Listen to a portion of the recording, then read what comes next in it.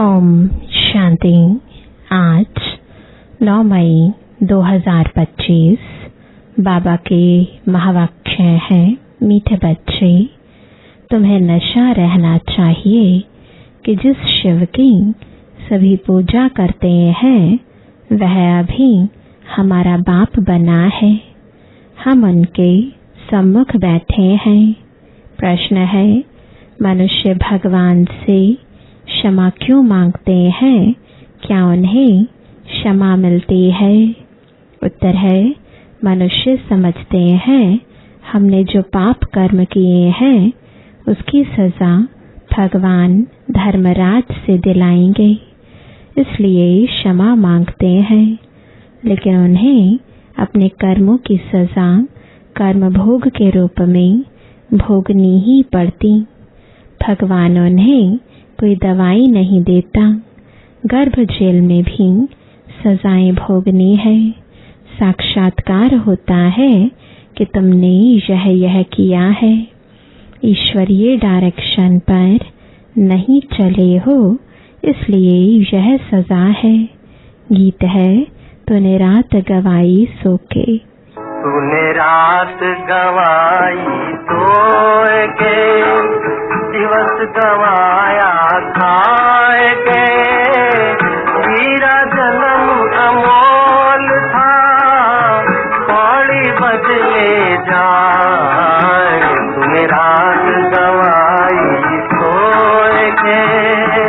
ओम शांति। यह किसने कहा? रूहानी बाप ने कहा। वह है ऊंच ते ऊंच, सभी मनुष्यों से भी, सभी आत्माओं से भी ऊंच। सब में आत्मा ही है ना। शरीर तो पाठ बजाने के लिए मिला है। अभी तुम देखते हो सन्यासियों आदि के शरीर का भी कितना मान होता है। अपने गुरुओं आदि की कितनी महिमा करते हैं। यह बेहद का बाप तो गुप्त है। तुम बच्चे समझते हो शिव बाबा ऊंच ते ऊंच है, उनसे ऊंच कोई है नहीं।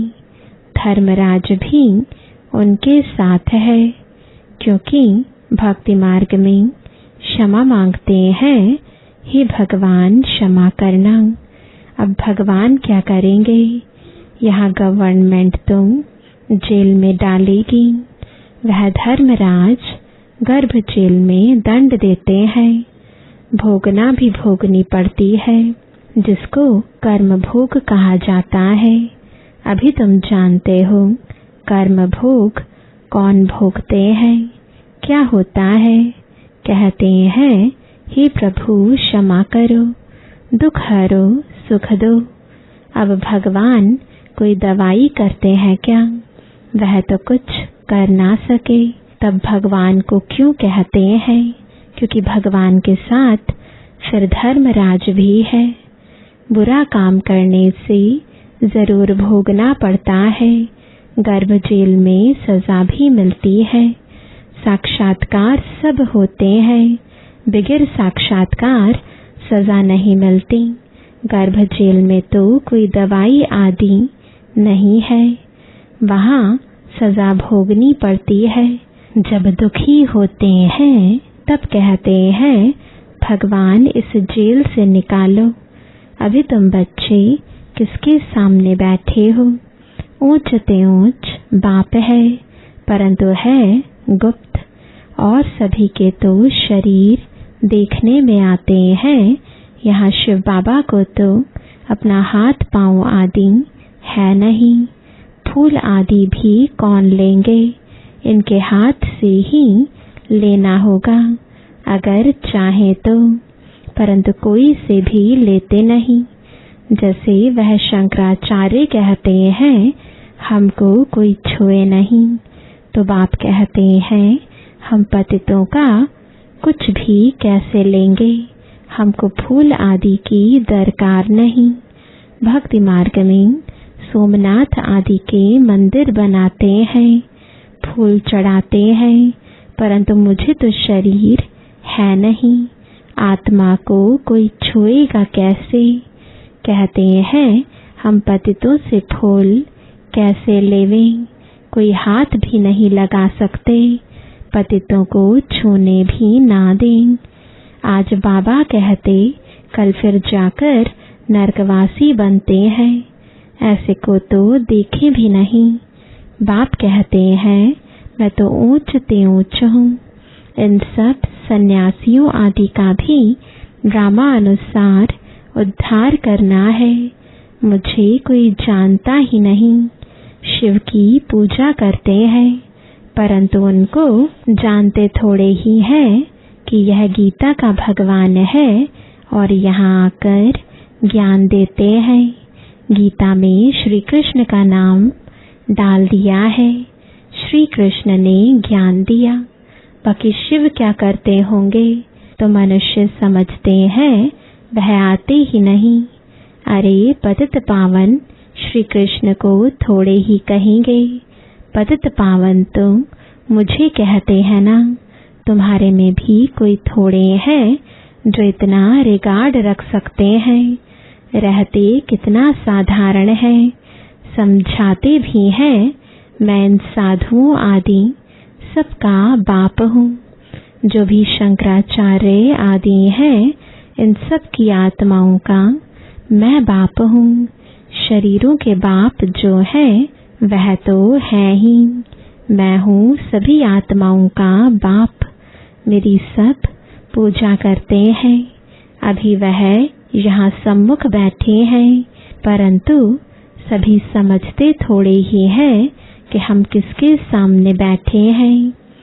आत्माएं जन्म जन्मांतर से देह अभिमान पर हिरी हुई हैं, इसलिए बाप को याद नहीं कर सकते, देह को ही देखते हैं। देही अभिमानी हो तो उस बाप को याद करें और बाप की श्रीमत पर चलें। बाप कहते हैं मुझे जानने के लिए सब पुरुषार्थी हैं।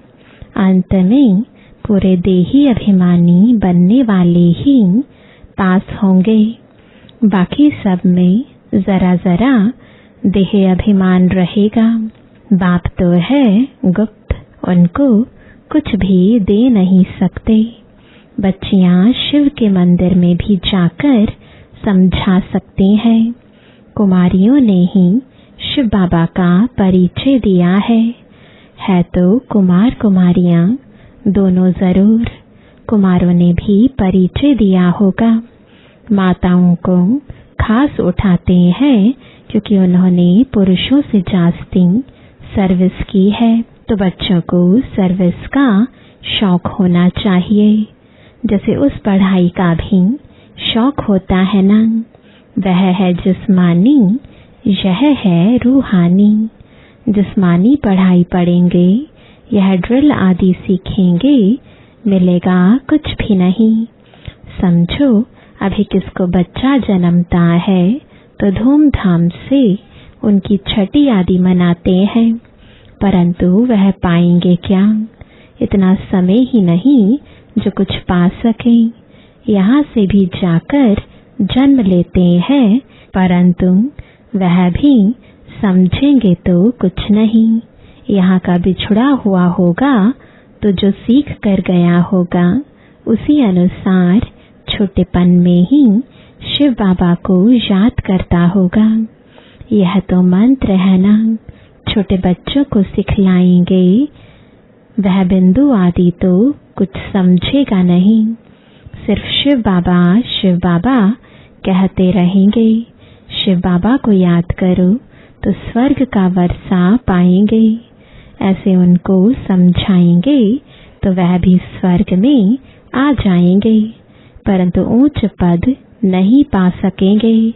ऐसे बहुत बच्चे आते हैं, शिव बाबा कहते रहते हैं, फिर अंतमति सुगति हो जाएगी। यह राजधानी स्थापन हो रही है। अब मनुष्य शिव की पूजा करते हैं, परंतु जानते थोड़े ही हैं। जैसे छोटा बच्चा शिव शिव कहते हैं, समझते नहीं। यहाँ भी पूजा करते हैं, परंतु पहचान कुछ भी है नहीं।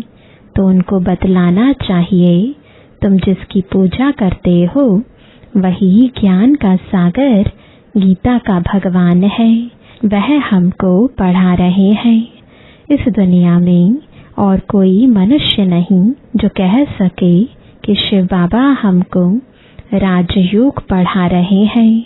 यह सिर्फ तुम जानते हो, सो भी भूल जाते हो।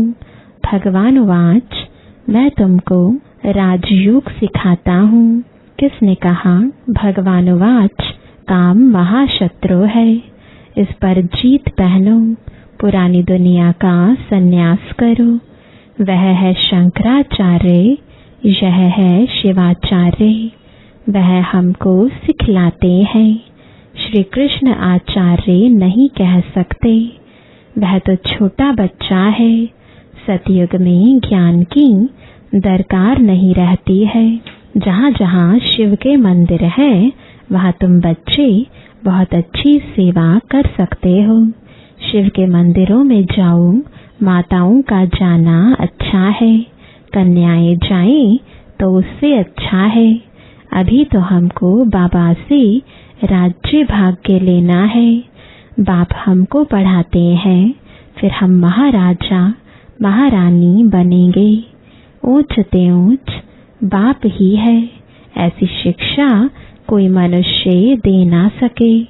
यह है ही कलयुग। सतयुग में था इनका राज्य। यह राजा रानी कैसे बने? किसने राजयोग सिखलाया? जो सतयुग के मालिक बने। जिसकी तुम पूजा करते हो वह हमको पढ़ाकर सतयुग का मालिक बनाते हैं। ब्रह्मा द्वारा स्थापना, विष्णु द्वारा पालना।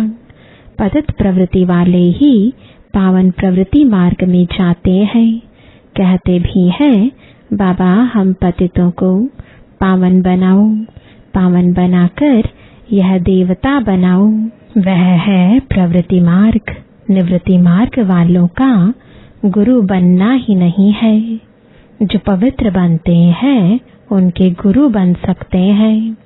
ऐसे बहुत कंपेनियन भी होते हैं, विकार के लिए शादी नहीं करते हैं। तो तुम बच्चे ऐसी ऐसी सर्विस कर सकते हो। अंदर में शौक होना चाहिए। हम बाबा के सपूत बच्चे बन क्यों ना जाकर सर्विस करेंगे। पुरानी दुनिया का विनाश सामने खड़ा है। अब शिव बाबा कहते हैं, श्री कृष्ण तो हो ना सके, वह तो एक ही बार सतयुग में होगा। दूसरे जन्म में वही फीचर्स, वही नाम थोड़े ही होगा। 84 जन्म में 84 फीचर्स। श्री कृष्ण यह ज्ञान किसको सिखला ना सके। वह श्री कृष्ण कैसे यहाँ आएंगे? अभी तुम इन बातों को समझते हो। आधा कल्प अच्छे जन्म होते हैं, फिर रावण राज्य शुरू होता है। मनुष्य हूबहू जैसे जानवर मिसल बन जाते हैं। एक दो में लड़ते झगड़ते रहते हैं। तो रावण का जन्म हुआ ना। बाकी 84 लाख जन्म तो है नहीं। इतनी वैरायटी है। जन्म थोड़े ही इतने लेते हैं। तो यह बाप बैठ समझाते हैं। वह है ऊंच ते ऊंच भगवान। वह पढ़ाते हैं नेक्स्ट में। फिर यह भी तो है ना। नहीं पढ़ेंगे तो किसी के पास जाकर दास दासियां बनेंगे। क्या शिव बाबा के पास दास दासी बनेंगे? बाप तो समझाते हैं, पढ़ते नहीं हो तो जाकर सतयुग में दास दासियां बनेंगे। जो कुछ भी सर्विस नहीं करते, खाया पिया और सोया, वह क्या बनेंगे? बुद्धि में आता तो है ना, क्या बनेंगे? हम तो महाराजा बनेंगे। हमारे सामने भी नहीं आएंगे। खुद भी समझते हैं ऐसे हम बनेंगे, परंतु फिर भी शर्म कहाँ है। हम अपनी उन्नति कर कुछ पा लेवें, समझते ही नहीं। तब बाबा कहते हैं, ऐसे मत समझो यह ब्रह्मा कहते हैं, हमेशा शिव बाबा के लिए समझो। शिव बाबा का तो रिगार्ड रखना है ना, उनके साथ फिर धर्मराज भी है, नहीं तो धर्मराज के डंडे भी बहुत खाएंगे।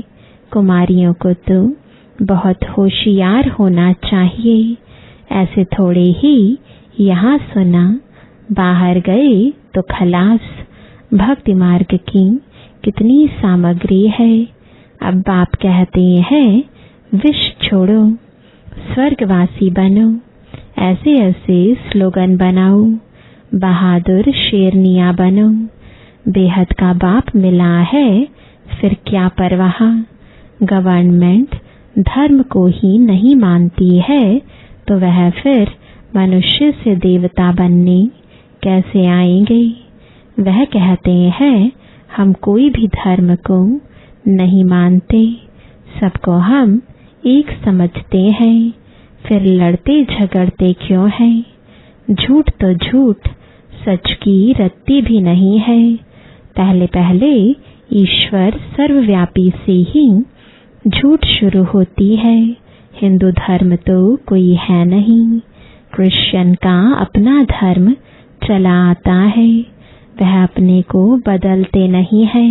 यह एक ही धर्म है जो अपने धर्म को बदल हिंदू कह देते हैं, और फिर नाम कैसे कैसे रखते, श्री श्री फलाने। अभी श्री अर्थात श्रेष्ठ है कहाँ, श्रीमत भी किसी की नहीं।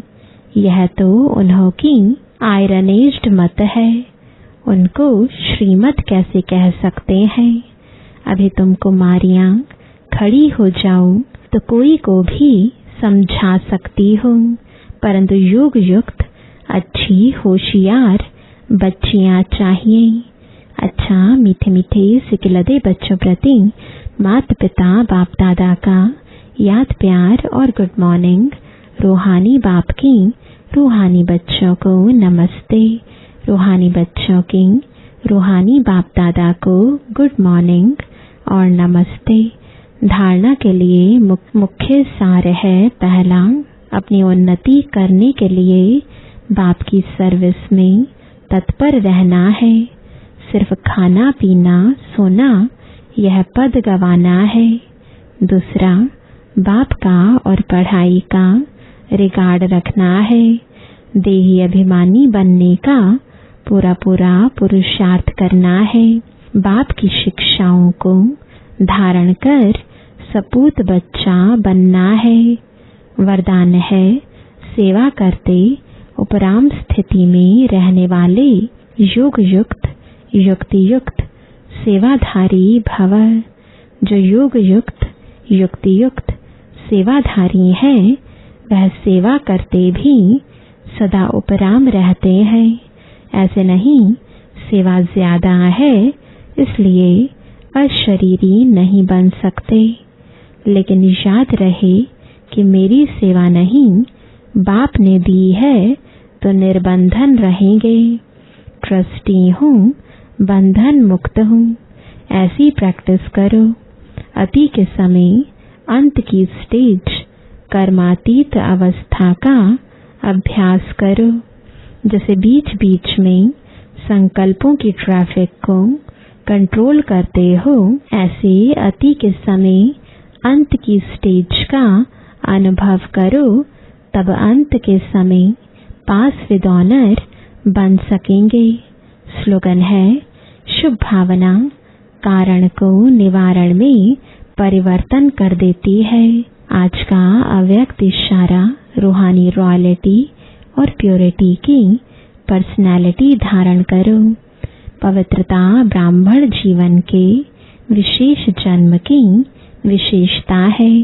पवित्र संकल्प ब्राह्मणों की बुद्धि का भोजन है। पवित्र दृष्टि ब्राह्मणों के आँखों की रोशनी है। पवित्र कर्म ब्राह्मण जीवन का विशेष धंधा है। पवित्र संबंध और संपर्क ब्राह्मण जीवन की मर्यादा है। ऐसी महान चीज को अपनाने में मेहनत नहीं करो, हठ से नहीं अपनाओ। यह पवित्रता तो आपके जीवन का वरदान है। ओम